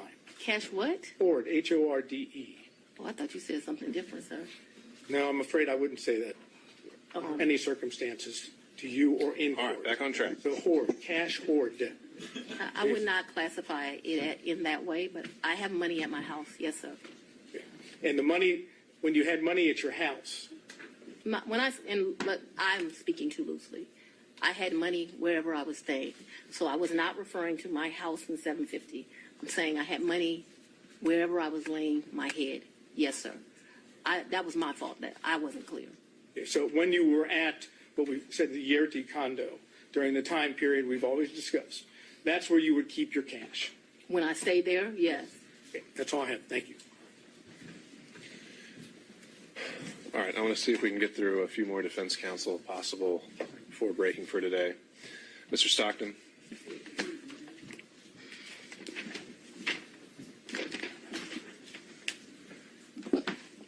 Madam District Attorney, I'm Alan Stockton. I don't think we've had the pleasure of meeting. It's a pleasure to meet you, sir. Madam DA, you described these various trips, and Mr. Sadow asked you about going to Washington. Did you and Mr. Wade go to New York? I've gone to New York. I've gone to New York twice since I've been district attorney. I'm trying to think if it's 2 or 3 times. I went to do a domestic violence thing there for sure, and I was honored, and I went to the Apollo there. Those are the only 2 trips that come to mind. I went. He was not with me. You also said that he was a world traveler and had been on many of the continents. I've been to 6. Have you been on any of those continents with him? Besides this one? Where's Belize? What continent is it? I'm not being funny. I don't know. Let's say, with the I've been exception to of... Belize with him. I've been to the Bahamas with him. I've been with Aruba with him. Don't embarrass me. I'm not sure what continents those are on. Whatever continents those are, that's where I've been. I'm sure if I gave it some thought, I would tell you. But whatever continents those are, that I've been to those locations, sir. But not Australia or any other continents? I don't even want to go to Australia. I do know he took a trip in December to Australia. I have no idea, I don't know anything about that trip. When Mr.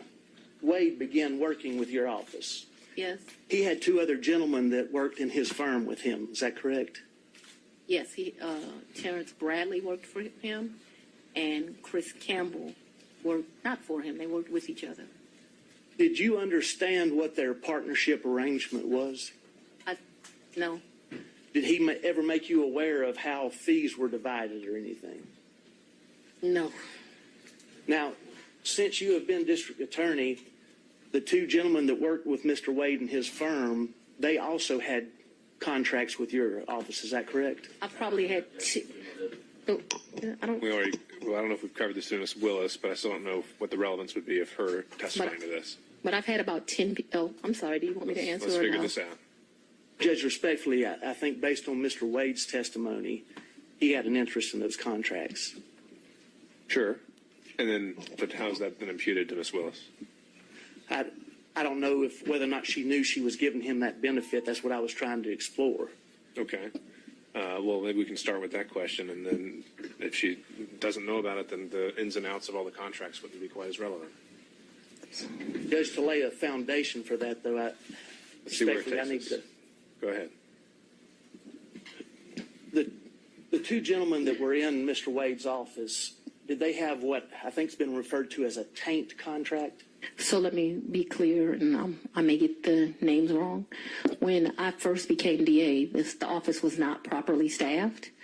And so I'm surprised any lawyer would take it, but I did a contract for like $60 an hour to help us out with first appearance. That lasted a few months. Okay, so I can't remember if Bradley or Campbell had that. I'm sure we can have records and I can tell you which one, but I just can't remember now. I liked their experience. Bradley had been a probation officer and a defense attorney. Campbell had been a police officer and a defense attorney. There's a reason I'm telling you this. Then that contract, like I said, it didn't last long. It was just, I was aggressively hiring. As soon as I got where I felt like I had first appearance, enough lawyers for that, I let them go. Then we had what's called a filter contract, but it was not filter for this particular case. I do have a lawyer who does the filter for this election interference case. When we're talking about filter, the contract they had that neither one of them has any longer, I now have another lawyer that does that for me. It was only for police brutality cases. It's for what I call the, so when I first got to be the DA, I had, the whole unit was called anti-corruption. It dealt with both elections and police brutality cases. I actually took a trip to Houston and visited the district attorney in Houston. They divided their work up, and I thought the way she was doing it was better than me. And so I made a civil rights unit. And so they did what we would classify as civil rights cases. Those are specifically the police brutality cases. When I first took over, I was told Paul had not filtered 5 cases. That was a joke. It ended up being the 101 cases. They weren't filtered, which is why I hired 2 of them. Eventually, we got it down enough that it was 1 of them. And then now I still have 1 lawyer that does it, but now I've been able to cut those cases down to like 30. Can you tell me help me understand what the purpose of the filter is? Yes, sir. So what a filter is police officers make statements in the line of duty, and you are not allowed as the prosecutor to know what those statements are if they're done in the furtherance of their employment. And in fact, if you know what those statements are, you're basically disqualified from the case. You can't have it anymore. So what our policy is, I think I pay them like a $50 flat fee. They pick the case up directly from the GBI because that's where those cases go to. And then what they are to do is to go through the entire file. So the body cam, which is important because sometimes they'll make a statement to their supervisor on body cam, in the police reports where they write things. If it would be easy if it was just some statement of the police officer, but what you find out is these statements are embedded in it. And so what your filter lawyer does is they go through it, they either redact it out electronically or they cross it out, and then once it is crossed out, then they provide it to my team, and then we're able to look at it. That was not being done appropriately when I became district attorney. I thought that it had only been, so Mr. Howard had some Chinese wall thing that I didn't think worked at all, where allegedly those cases were properly redacted. That ended up being a joke. And so the 5 cases really turned into, I'm not going to say all 101, but a vast majority. That is the work that Mr. Bradley and Mr. Campbell did for me. They did a really good job. All of those cases that we originally came with, they're done. Those cases they're not just done for Mr. Bradley and Mr. Campbell. They're done through my office.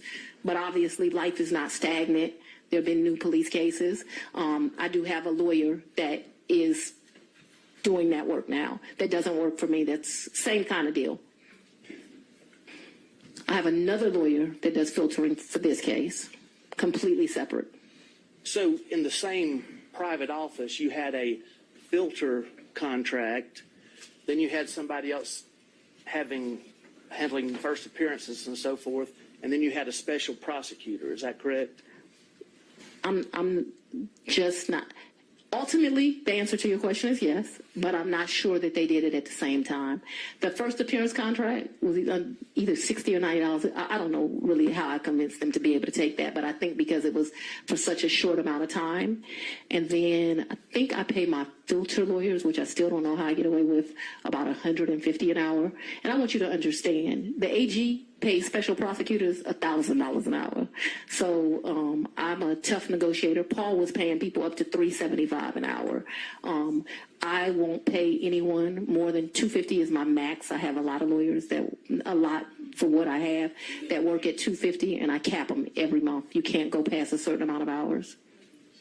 Would you agree that if Mr. Wade and the 2 other gentlemen that were in his firm were splitting fees in equal thirds, would you agree that he would benefit from the tank contract and also from the other first appearance contract? I would agree he would make money. Yeah, so to make money is a benefit. Judge, that's all I got. Mr. Durham, if you're still with us on Zoom. No questions, Your Honor. Mr. McDougald. I do have a couple, Your Honor, but it's a little awkward from back here. Do you want me to? Yeah, why don't you go ahead and make your way up.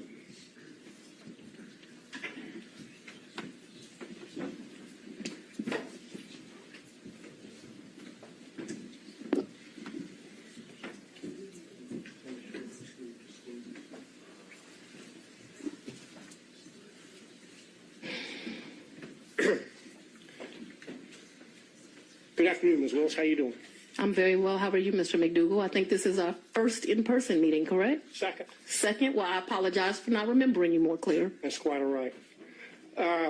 I'm referring now to exhibit number 21, Yes, sir. which was your financial disclosure form for 2022. Yes, sir. And it has a question which requires you to disclose any gifts or favors from a single prohibited source in the aggregate amount of $100 or more. Do you see that? I don't, but I believe you. It would be on page 2 in the middle, paragraph number 3. Yes. And what is your understanding of a prohibited source for purposes of this form? I believe there's some classification of somebody you like don't have a personal relationship with that gives you $100. All right, if you look somebody under there Sorry. at subparagraph 2, Romanet 2, it defines it as someone that you know or should know is seeking to do or is doing business with the county, correct? Yes, but yes. That includes Mr. Wade as of the date you filled out this form, correct? Yes, but he never gave me a gift of $100 or more. The only thing that I would say maybe went over that, but I don't think it ever did, is if we went to dinner and my meal was $100. But I don't think I've ever eaten $100 worth of food at a restaurant, because I would not pay him back if we went to lunch or went to dinner.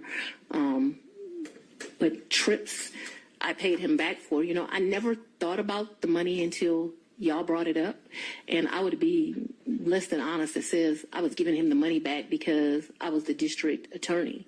I didn't take gifts from him for a lot of personal reasons. Anyway, I did not take gifts from him. And so your reason for not disclosing any gifts from Mr. Wade on exhibit number 21 is that the aggregate amount on a net basis was less than $100 in the year 2022. Is that correct? I did not accept a gift of him of more than $100 in 2022. The one exception to that, because I want us to be clear, is we probably went out to eat multiple times in the year. If you're considering eating a meal, you know, because we went out multiple times, that probably went to the level of more than $100. But if we're doing tit for tat like that, I probably paid for as many meals as he paid for. And so I did not receive any gifts from him. The question on the form, I understand the in question. aggregate in excess of $100, and your testimony is that you did not receive in the aggregate more than $100. All right, Mr. McDougall, you can sit down now. I don't believe she answered that question, Your Honor. She answered as to specific individual gifts. And you're not listening to my answer either, so we're done. Very well. Okay. Mr. Rice. No further questions. Mr. Gillen.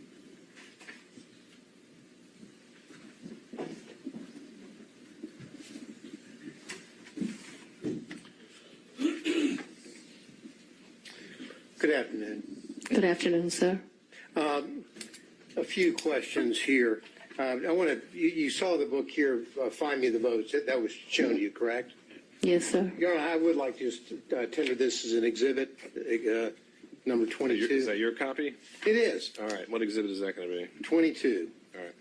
I'm making the Is that evidentiary contribution here to this. Now, well? I guess you're tendering it. Is it with position of the state? I'm going to object this to the relevance at this point. There's no relevance at this point.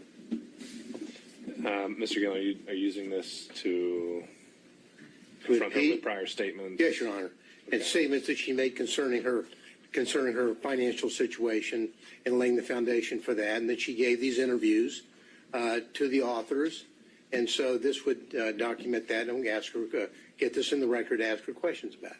Well, we could mark it for impeachment purposes. I'm a little wary of entering an entire 300-page book because I don't know exactly what every single line, if it would pass hearsay or relevance or et cetera, but I don't think it needs to be admitted as an actual evidence for the record for you to do what you need to do with it. So, Well, Your Honor, I understand. I just would.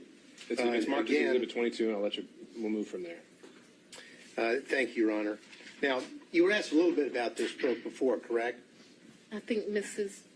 Merchant Ms. Merchant did. asked me some questions, yes. And you gave about 6 interviews to the authors of this book in the sit down? No, sir. You didn't. No. Was it? She answered how many interviews she gave, in her opinion. How many, in your opinion, do you believe you gave, and how long did they last? 2 to 3, maybe 20, 30 minutes.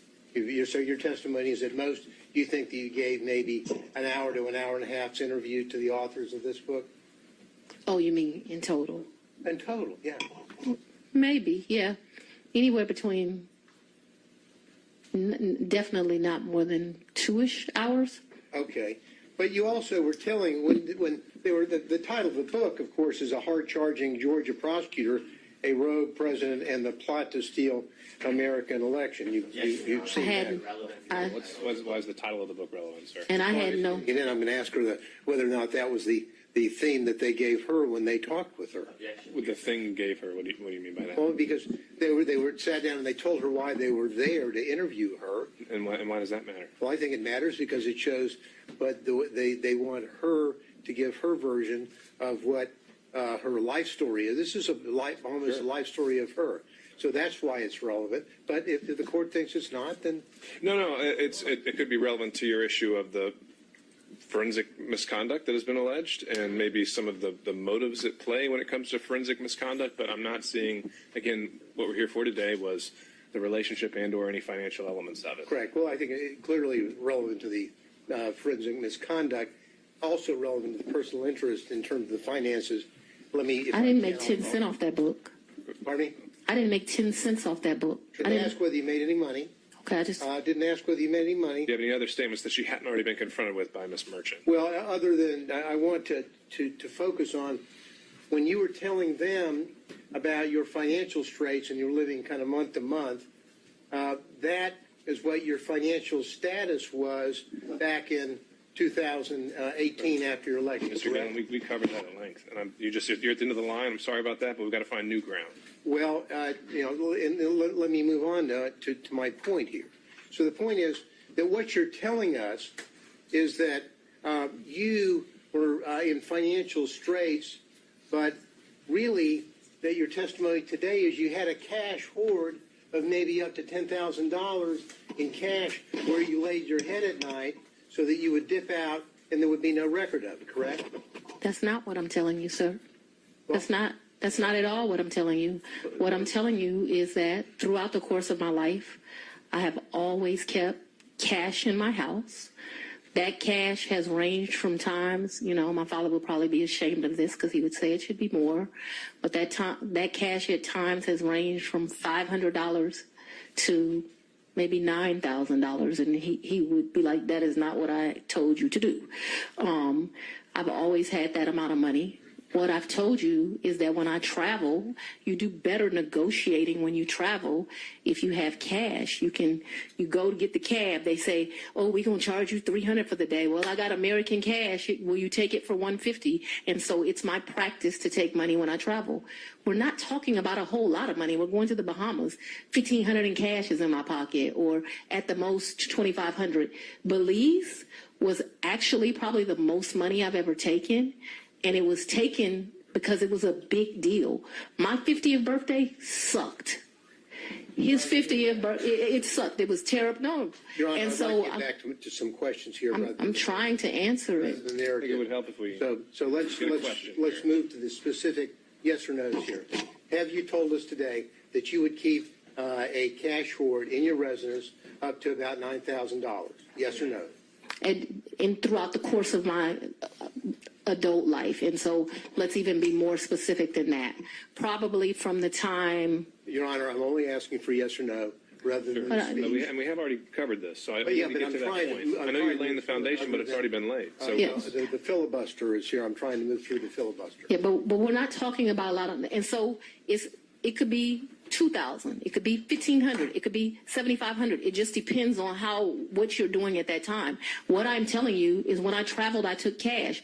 I find that when you travel, especially to foreign countries, the American dollar does well, and it's good to have cash. You can negotiate with the taxi driver, with the jet skis, and it's not a lot of money we're talking about. Your Honor, Okay, we understood, need Ms. to- Willis. we need Let's to get cut to- off the Let's get to a narrative. question, Mr. Gillen. And so you have cash in your house, but you had a lien, a tax lien on your property, is that right? I don't believe I had a tax lien on my You property. didn't have a tax lien on your property? You gotta talk up louder, Mr. Hunt. Cumulative, Your Honor. Okay, we already covered that, Mr. Gillen. I need new ground here. I'm asking the question, I'm trying to figure out how someone can have a tax Then lien, ask that question.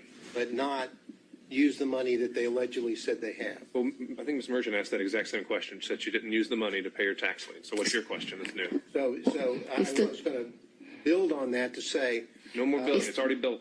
all right. It's the same way you pay a bill. So just put It's the a- top on it if you need to, It's the okay? same way you owe a bill and go shopping. Well, now, have you ever used, did you say earlier that you used Cash App? When I would pay Robin Bryant, I used Cash App. What is Cash App for the record? I don't need to know that for the record. Let's keep going. Well, so if you're paying Robin with Cash App, why aren't you paying, allegedly paying Mr. There's no alleged here.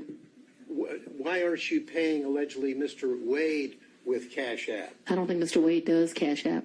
Did you ask him? I think he's told me he doesn't do Cash App. Okay, so that's the reason why you didn't use Cash App, He's sitting next to me. I hand him the money. because there would be a record in Cash App of your making payments, correct? Yes, but I didn't think that I was making a record in a personal relationship. Because when you're filing your, and I know that I'm going to move into this financial statement here, you were asked just a second ago about your non-disclosure form, or your disclosure form of an Exhibit 21, where we agree that Mr. Wade is a prohibited source, correct? What I agree to is I don't believe he's giving me gifts. You would like to classify these trips as gifts, but I've always paid my fair share on these trips, so I did not look at them as gifts. I don't think that what this is disclosing, and they can tell me if they mean something different, I don't think it means that if you go to dinner with somebody over the course of a year and it gets to 100, you're supposed to report it. If my understanding of that is wrong, I've probably been to lunches with a couple of people that over the course of a year they paid, I paid. Let me, prohibited source means, We already went over this, Mr. Gillen. Mr. McDougall. well, Your Honor, I have to lay the foundation here before I can follow up with my next question. I don't know why you can't. You have to. Well, It's already, the okay, questions have been made. Then your 2022 disclosure form did not list any of the thousands and thousands of dollars that Mr. Wade paid for on trips that you were on. Objection. Isn't that correct? That's because Mr. Wade was paid that money back, or he was paid due to the fact that I bought the plane ticket or I paid for the hotel. There were never money that he gave me. That wasn't the nature of our relationship. You know, there's so many men, and Mr. Wade is one of them, where the nature of the relationship is they're just paying a woman. The nature of our relationship is companionship and friendship. Despite the way people would like to paint certain women, it's just not true. Final question. And not a single solitary documentary piece of evidence showing that you have withdrawn the cash to pay him All back. right. Thank you, Isn't Mr. that- Gillen. That's not accurate. Thank you. Okay, Mr. McCullough, on behalf of Mr. Floyd.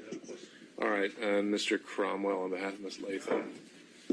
Great thing about becoming last is most of your questions. I had one question, Ms. Willis. Can you hear me? Yes, sir.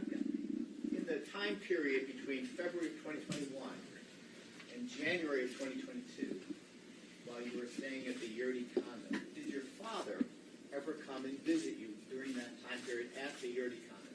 He did not. That's all I have. Thank you, Your Honor. All right, Ms. Cross, I would imagine you have a number of topics to cover with Ms. Willis that'll take more than 10 to 15 minutes. I did. Okay, then I think we've reached a stopping point for today. And so, Ms. Willis, I'd ask you if you could step down now, and I'd also remind you that you're not to discuss your testimony or that of any other witness until tomorrow morning. Be back here, and we'll begin again at 9 a.m. 9 a.m. We'll do 9 a.m. this time tomorrow. Before we recess for today, I want to check in on logistics, and I'll ask Ms. Merchant. Once the testimony of Ms. Willis is concluded, how many other witnesses do you anticipate calling?